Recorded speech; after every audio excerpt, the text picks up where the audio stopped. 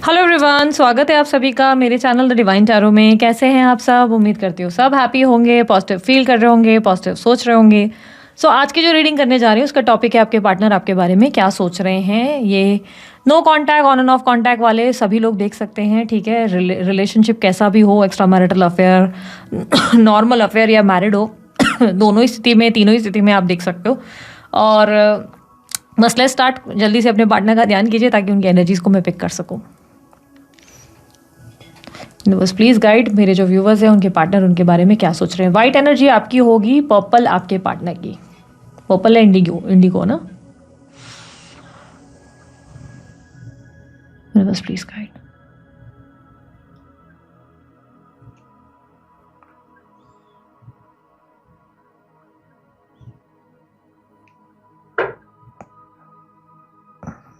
आप डिस्टेंस बना रहे हो, ऐसा लग रहा है आप दूरी बना रहे हो।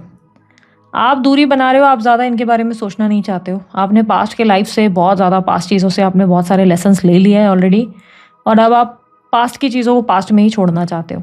अब ज़्यादा ट्राई नहीं करना चाहते हो। Yes, emotionally this is very painful for you. आपको पता है कि आप इस इंसान से बहुत प्यार करते हैं, एक अटैचमेंट, एक स्ट्रेस इनको लेकर फील होता है। लेकिन कहीं ना कहीं आपको ये भी महसूस होता है कि पास्ट वाली चीज़ें दोबारा पहले जैसी कर पाना अब डिफ़िकल्ट हो जाएगा, यानी कि रिलेशनशिप दोबारा पहले जैसे हो पाना अब आपको थोड़ा सा मुश्किल लगने लगा है। आप थोड़ा डिस्टेंस ले रहे हो।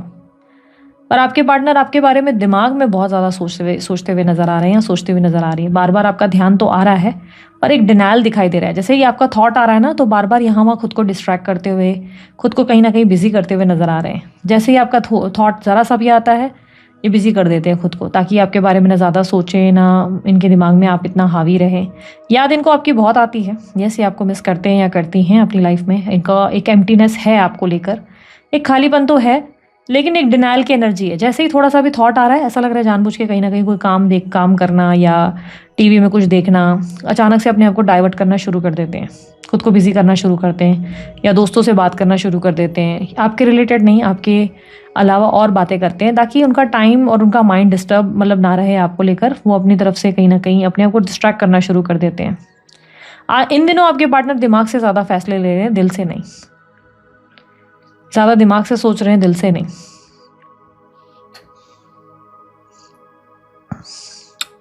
आपके पार्टनर कहीं ना कहीं आपको लेकर इमोशनल ज़रूर है, बट वो इमोशन को एक्सेप्ट करते हुए नज़र नहीं आ रहे। एक डिनायल है कहीं ना कहीं। उन्हें लगता है कि आप और वो दोनों कभी भी एक नहीं हो पाएंगे। एक तरीके से होता है ना कि शायद मेरी फैमिली एक्सेप्ट नहीं करेगी, या चीज़ें ठीक नहीं होंगी, पॉसिबल ही नहीं है, सवाल ही नहीं पैदा होता कि चीज़ें ठीक हों। तो एक तरीके से वो एनर्जी है जहाँ पर उन्होंने मान लिया है कि नहीं यार, हो ही नहीं सकता। निराशा है, मायूसी है। ऐसा लग रहा है कि कहीं ना कहीं अकेलापन लगता है, मायूसी है। उन्हें लगता है कि वो आपके मामले में फेल हो गए या फेल हो गई। आपके मामले में एक फेलियर फील हो रहा है उनको रिग्रेट है, किसी तरीके की एनर्जी का रिग्रेट है। उन्हें लगता है कि आप लोगों के बीच में काश चीज़ें ऐसी नहीं हुई होती, या किसी और तरीके से सिचुएशन ख़त्म हुई होती। आज उनको बहुत ज़्यादा जो पेन होता है या अकेलापन महसूस होता है आपके बिना, आपके ना होने का जो एहसास होता है, वो बहुत ज़्यादा डिस्टर्बिंग है, डिफ़िकल्ट है बहुत ज़्यादा। आपके पार्टनर आपको बहुत मिस करते हैं अपनी लाइफ में, बहुत ज़्यादा। उनका दिल आज भी आपके लिए बहुत धड़कता है, बहुत ज़्यादा। बट रिग्रेट है, जैसे मायूसी है, फेस नीचे किया हुआ है, और ऐसा लग रहा है जैसे लाचार हो गए और उन्होंने मान लिया है कि यार नहीं होना कुछ ठीक, छोड़ दो यार, जहाँ पे कुछ होना ही नहीं है, कुछ बेटर होना नहीं है। I tried my level best, मैंने दिया तो था प्यार, मैंने केयर तो की थी, नहीं हो पा रहा तो जाने दो यार, नहीं हो पा रहा तो छोड़ो, कुछ नहीं कर सकते। वही आप भी थक गए हो, आप भी बहुत टायर्ड हो गए हो। आप इस कनेक्शन में उनके पास तो रहना चाहते हो, उन्हें गले ज़रूर लगाना चाहते हो, उनसे प्यार से बातें करना चाहते हो, आप उन्हें देखने को तरस जाते हो बहुत ज़्यादा। आप अभी भी उन्हें सिर्फ देखना चाहते हो, एक होता है ना कि झलक दिख जाए, कहीं कोई वीडियो कॉल या कहीं कोई एक तरीके से प्रेजेंस दिख जाए। आप तरसते हो उनकी आवाज़ सुनने के लिए, उनको देखने के लिए। लेकिन जैसे आपने ना अपने आप को ना एक लाइफ के लेसन्स लर्न करके आगे बढ़ने के लिए पुश करना शुरू कर दिया है। आपको लगता है कि कोई फ़ायदा नहीं है, आप ट्राई भी कर लेंगे तो भी ये आपको वैसा रिस्पॉन्स देते नहीं है या देती नहीं है, क्योंकि आपने पास्ट में प्रयास किया था एक मैच्योर इंसान की तरह, एक एडल्ट इंसान की तरह आपने बात करने की भी कोशिश की थी, पर तभी भी इन्होंने रिस्पॉन्स ठीक से नहीं दिया था। और इसलिए अब आप ज़्यादा इनमें इन्वेस्ट नहीं करना चाहते। अब आप इनको ज़्यादा टाइम, एनर्जी इस तरह नहीं पास ऑन करना चाहते। प्यार आप अभी भी इनसे बहुत ज़्यादा करते हैं, जिसकी वजह से आप अभी भी अपनी ज़िंदगी की न्यू बिगनिंग नहीं कर पाते। प्रपोजल आपको अच्छे अच्छे मिलते हैं बट आप आगे नहीं बढ़ पाते। आप अब भी इनसे बहुत ज़्यादा अटैच्ड हैं, बहुत ज़्यादा। बट आपने जैसे एक एक्सेप्टेंस लाई है अपने अंदर, जहाँ पर आपको लग रहा है कि नहीं हो रहा है कुछ तो छोड़ दो। आपको साइंस बहुत मिलते हैं, एंजल नंबर्स या कोई ना कोई साइन बार बार आपको बहुत मिलते हैं। कोई ना कोई आपको लाइक होता है ना कि या तो बहुत ज़्यादा ऐसी ऐसी चीज़ें आपके सामने होती है जिससे आपको रियलाइज़ होता है कि कुछ तो होगा ज़रूर। एक एक होप है अंदर, अभी भी एक एम्प्टी शेल है, एक होप है आपके अंदर। बट अब आप ज़्यादा प्रयास नहीं करना चाहते, आपने सब चीज़ों को सरेंडर कर दिया है कि ठीक है यार, भगवान की यही मर्ज़ी है, नहीं होना है तो जाने दो। नहीं, अब आप वापस बार बार सेम चीज़ों और सेम साइकिल में फंसने से इनकार कर रहे हो। आप बार बार सेम पैटर्न, क्योंकि आपको लग रहा है कि ये इंसान अगर इतना सच में आपके लिए बना था या बनी थी तो इस इंसान को अब तक आपके पास होना चाहिए था। बहुत लंबा सफ़र आपने अकेले ही तय कर लिया है, अकेले ही अपने आप को समझाया है, अपने आप को हैंडल किया है, और अब आपने ताकत नहीं है। बेसिकली ऐसा लगता है कि अब आप इस कनेक्शन में ना अपने आप को इमोशनली इन्वेस्ट कर नहीं पा रहे हो। आप चाहते हो इस इंसान को प्यार करना, बट अब प्यार आपसे ना हो नहीं रहा है। आप प्यार को महसूस नहीं कर पाते हो, वैसी वाली फीलिंग अब आपको वापस आती नहीं।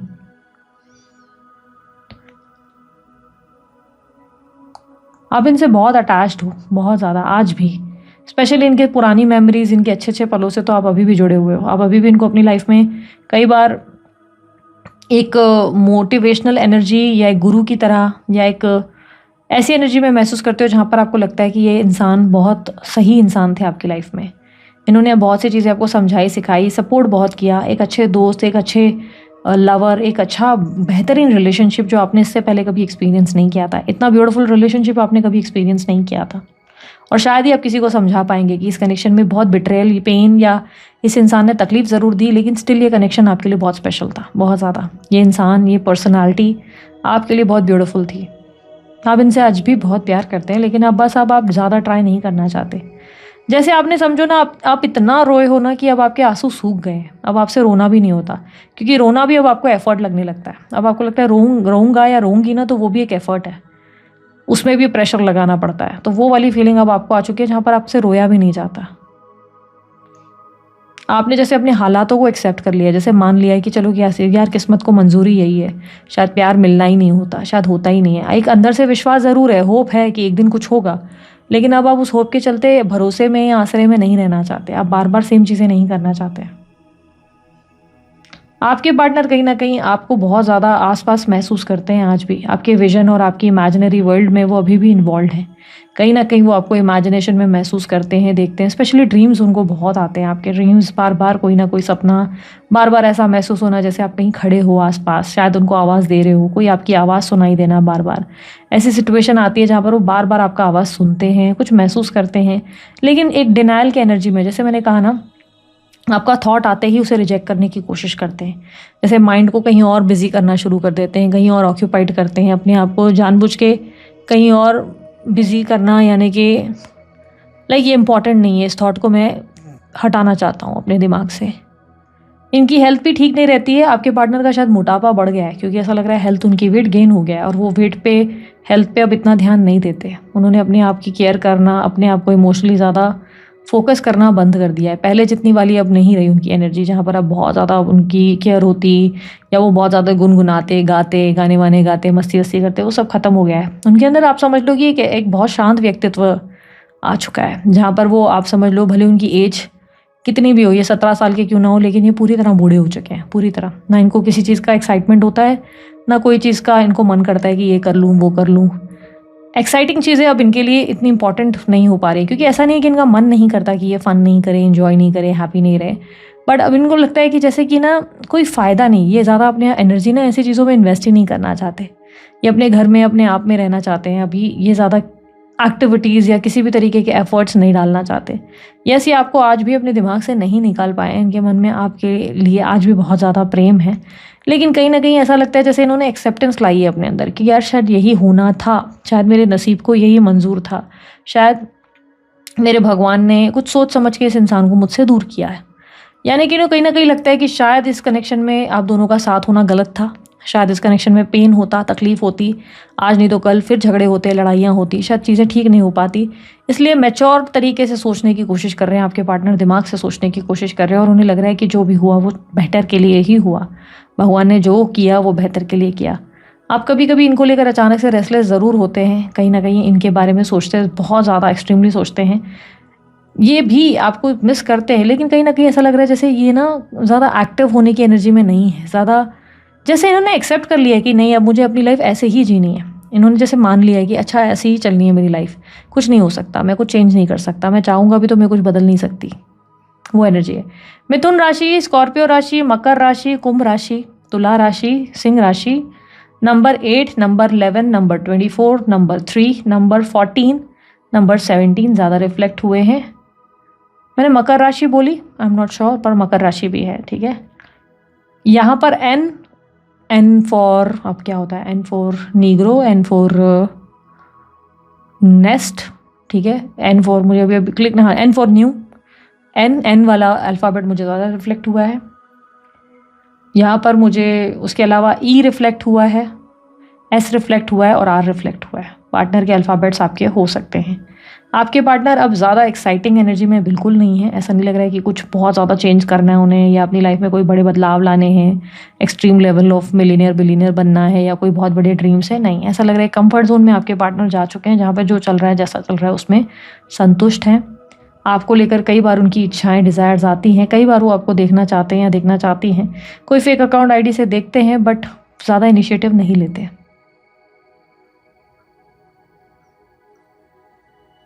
आपके पार्टनर को लगता है ना कि कहीं ना कहीं आप उनकी लाइफ का शायद कोई रॉन्ग डिसीजन थे।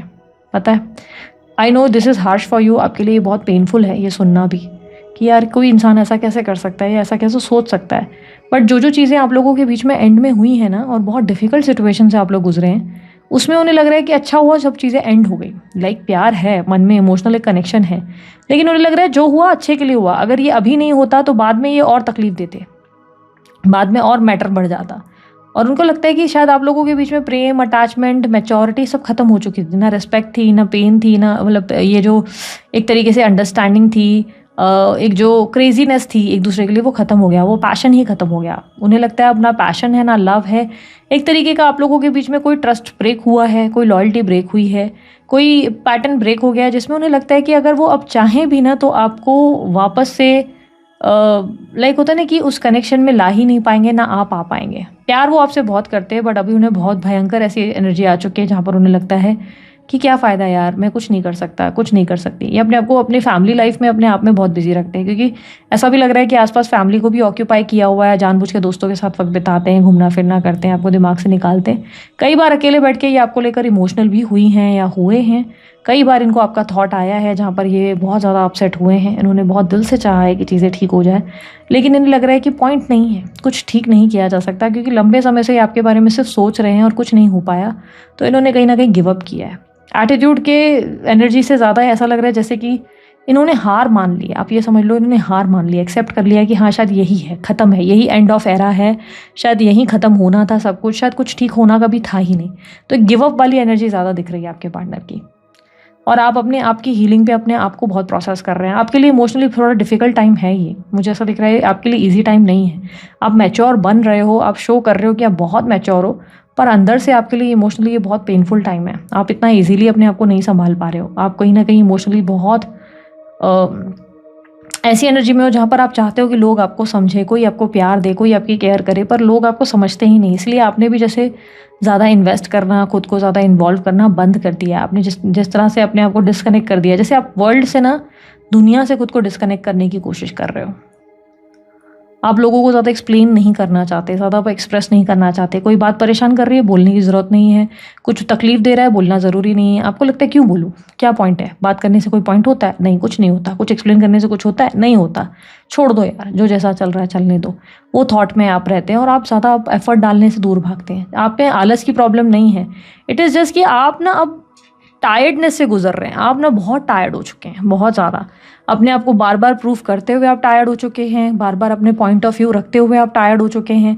मानो आपके अंदर की ना स्पार्क शाइन आप वापस रीगेन करने की और हीलिंग में आने की कोशिश ज़्यादा कर रहे हैं। आप खुद को वापस से बचाने की, खुद को सर्वाइव करने की। कई कई बार तो ऐसा भी होता है कि आप बैठे बैठे ये सोचते हैं कि मेरी लाइफ चल क्यों रही है, पर्पस क्या है, कुछ ख़त्म तो हो नहीं रहा है या कुछ हो तो नहीं रहा है। क्योंकि अब आपको कहीं दिशा भी नहीं दिखती, कुछ महसूस ही नहीं होता। आप काम तो करते हैं, पैशनेट हो जाते हैं, सडनली आप जो है खुद को मोटिवेट खुद ही करते हैं, लेकिन सडनली आपको फिर फील होने लगता है कि यार इस लाइफ में कुछ है ही नहीं जिसके लिए आप जो है लाइक जिएँ या जिसके लिए आप सर्वाइव करें। कभी कभी आपको बहुत माइंड में अजीब अजीब थॉट्स आते हैं, लेकिन आप फिर अपने थॉट्स को वापस से ठीक करते हैं और खुद को हील करने पे फोकस करते हैं, बिकॉज आपको अपनी लाइफ की बहुत सारी रिस्पॉन्सिबिलिटीज़ दिमाग में हैं जिसको आप बहुत वैल्यू करते हैं। नंबर 2, नंबर 6 आपके ज़्यादा होने के चांसेस हैं, नंबर 3 भी हो सकता है। आपके बर्थ नंबर जो रिफ्लेक्ट हुए मैंने बताया, मेष राशि, धनु राशि, कुंभ राशि आपके एंड से, जो आपकी एनर्जी दिख रही है वो आपके एंड से दिख रही है, ठीक है। मीन राशि आपके लिए, आप लोगों की चालाकियों और चाणक्य नीति से थक गए और आपको लगता है कि आप इसका मुकाबला और नहीं कर सकते, आप इतना लोगों से फाइट नहीं कर सकते, आप बार बार लोगों को एक्सप्लेन नहीं कर सकते कि आप क्या हो क्या नहीं हो, इसलिए अब आपने अपने आप को फाइट करने के लिए या रिएक्शन देने के लिए मना कर दिया। ऐसा लिख रहा है जैसे कि आप अब ट्राई ही नहीं करना चाहते, आप रिएक्शन ही नहीं देना चाहते, आप किसी को कोई पॉइंट प्रूफ नहीं करना चाहते, ना अपने पार्टनर को, ना आप चाहते हो कि अब ये वापस आ जाए, ना आप ये चाहते हो कि अब वो आपसे दूर चले जाए। आप किसी तरीके से आप समझ लो एक बीच रास्ते में आप खड़े हो गए हो और आप बोल रहे हो कि मैं बहुत थक गया हूँ या मैं बहुत थक गई हूँ और मैं बस यहाँ पर खड़ा हूँ, मेरे को नहीं समझ में आ रहा मेरे को किधर जाना है। मतलब ऐसा नहीं है कि दिशाएं नहीं पता, डायरेक्शंस नहीं पता, बहुत सी चीज़ें आपको पहले से ही पता है, लेकिन जैसे उस रास्ते के बीच खड़े रह कर ना आप ये दिखाने की कोशिश कर रहे हो कि मुझसे चला नहीं जा रहा, अब मैं टायर्ड हूँ, बहुत ज़्यादा एग्जॉस्टेड हूँ।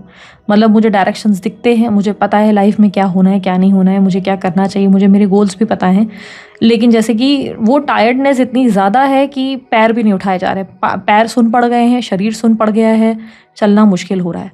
काम पे ध्यान देने की कोशिश बहुत रहती है, लेकिन कहीं ना कहीं आपने लाइफ में ज़्यादा देखने और ज़्यादा मैच्योर होने की वजह से अपने आप को इतना सुन कर दिया है कि महसूस ज़्यादा चीज़ें हो नहीं पा रही है। अब आपको कहीं ना कहीं बहुत सा दुख ऐसा है जहाँ पर आप, मैंने कहा ना, रो रो के शायद आपने इतने आंसू बहा दिए कि अब आंसू ही सूख गए हैं।